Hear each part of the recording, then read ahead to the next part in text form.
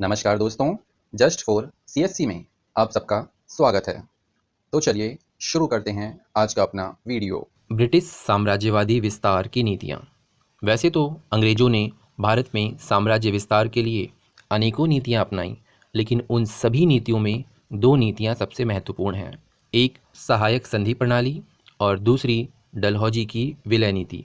इन दोनों नीतियों ने भारत में ब्रिटिश साम्राज्य के विस्तार को अपने चरम बिंदु पर पहुंचा दिया था। इन दोनों नीतियों के अंतर्गत अपनी पिछली वीडियोस में हम सहायक संधि प्रणाली के बारे में चर्चा कर चुके हैं।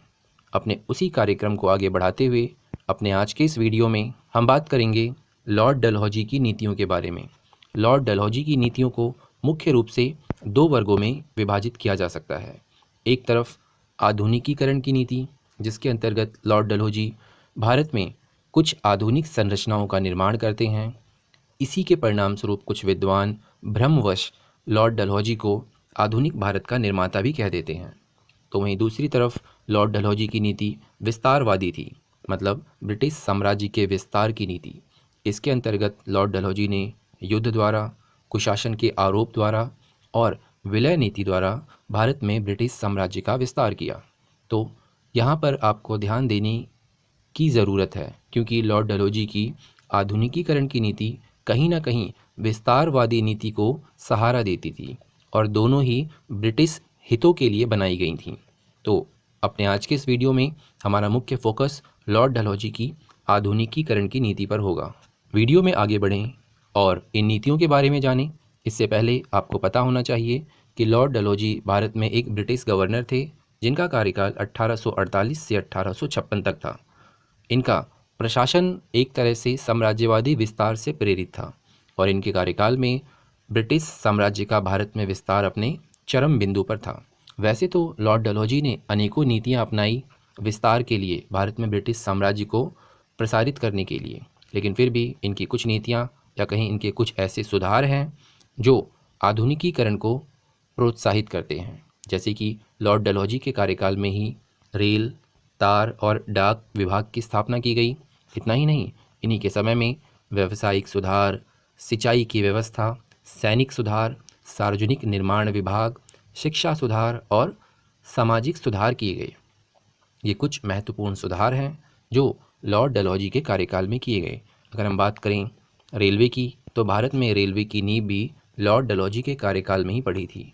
भारत में पहली रेल मुंबई से लेकर ठाणे तक लगभग 34 किलोमीटर तक 16 अप्रैल 1853 में चली और इसमें 3 डिब्बे थे, जिसमें से पहले डिब्बे का नाम था सिंध, दूसरे का साहेब और तीसरे का सुल्तान। इतना ही नहीं, लॉर्ड डलहौजी के समय में शिक्षा से संबंधित वुड्स डिस्पैच एक तरह से घोषणा पत्र आया, जो आधुनिक शिक्षा का मैग्ना कार्टा कहा जा सकता है। मतलब इसमें आधुनिक शिक्षा से संबंधित अनेकों प्रावधान थे।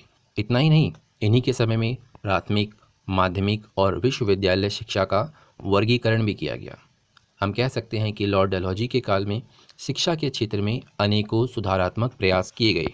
वहीं दूसरी तरफ इन्हीं के समय में भारत में पहले 3 विश्वविद्यालय की स्थापना भी की गई, जो कि मुख्य रूप से बॉम्बे, कोलकाता और मद्रास में स्थापित किए गए थे। इन्हीं के समय में लोक शिक्षा निर्देशक की नियुक्ति की गई शिक्षा की निगरानी के लिए और रुड़की में एक इंजीनियरिंग महाविद्यालय भी खोला गया। 1854 में एक एक्ट द्वारा डाकघर की स्थापना की गई और तार व्यवस्था की भी संचालन सुविधा शुरू की गई लॉर्ड डलहौजी के कार्यकाल में ही। हम कह सकते हैं कि 1853 में पहली बिजली से चलने वाली तार सेवा इन्हीं के कार्यकाल में कोलकाता से आगरा तक चलाई गई थी और लॉर्ड डलहौजी के समय में ही भारतीय नागरिक सेवा हेतु प्रतियोगी परीक्षा की शुरुआत भी की गई। इससे पहले इस सेवा के लिए अधिकारियों को मनोनीत किया जाता था, नॉमिनेट किया जाता था और लॉर्ड डलहौजी के कार्यकाल में ही पहली बार इस सेवा के संदर्भ में प्रतियोगी परीक्षा शुरू की गई। लॉर्ड डलहौजी ने अपने सुधारों के अंतर्गत भारत में सार्वजनिक निर्माण विभाग की भी स्थापना की। यह विभाग पहले भी था, लेकिन इससे पहले इस विभाग की देखरेख सेना के अंतर्गत थी, मतलब यह विभाग सैनिक विभाग के अंतर्गत आता था। लॉर्ड डलहौजी ने भारत के बंदरगाहों को सभी के लिए खोल दिया, विदेशी व्यापार के लिए खोल दिया और बॉम्बे, कराची, कोलकाता बंदरगाह पर अनेकों आधुनिक सुविधाएं स्थापित की। इन्हीं सब सुधारों के मद्देनज़र ऐसा कहा जाता है कि लॉर्ड डलहौजी आधुनिक भारत के निर्माता थे। लेकिन वास्तविक स्थिति तो यह है कि लॉर्ड डलहौजी के समय में जितने भी सुधार किए गए, चाहे वो शिक्षा से संबंधित हो, रेलवे से संबंधित हो, डाक व्यवस्था से संबंधित हो, इनका विकास औपनिवेशिक हित से संचालित था। इसलिए यह कहना कि लॉर्ड डलहौजी आधुनिक भारत के निर्माता थे, यह तर्कसंगत नहीं होगा। तो आज के इस वीडियो में इतना ही। अपने अगले वीडियो में हम बात करेंगे लॉर्ड डलहौजी की विस्तारवादी नीति की, जिसके अंतर्गत हम जानेंगे कि आखिर कैसे लॉर्ड डलहौजी ने युद्ध द्वारा, कुशासन के आरोप द्वारा और विलय की नीति के द्वारा भारत में ब्रिटिश साम्राज्य का विस्तार किया। Thank you.